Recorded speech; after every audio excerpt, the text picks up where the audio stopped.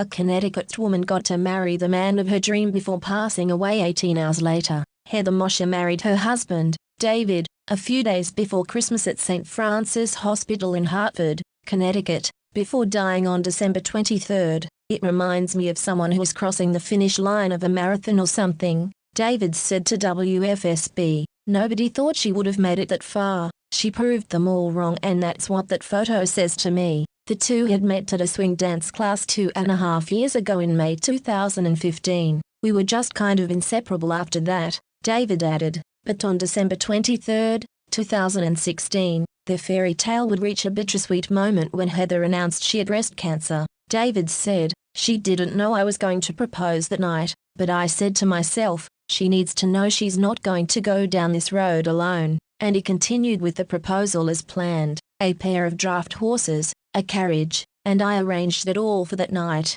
We went out on the carriage ride and I proposed to her under a street light," David detailed. But 5 days later, the diagnosis became triple negative, which is one of the most aggressive forms that breast cancer can take. He added, "We would go to Dana-Farber weekly, we were going to natural doctors. Our life became consumed with cancer, but by September 2017, the cancer spread. We found out it was in her brain, and a couple months later, she was on life support with a breathing tube," David said. And while it wasn't expected for Heather to make it past October, her fighting spirit had other ideas. "She was tough. Anyone else would have given up a long time ago. The doctors even said we don't know how she's still here," he added. While the bride-to-be looked forward to her December 30th wedding day, the hits from the cancer kept getting worse. "The doctors said, we know you want to get married on December 30th, but if you want to get married, you should move it up," David said of a private conversation he had with doctors.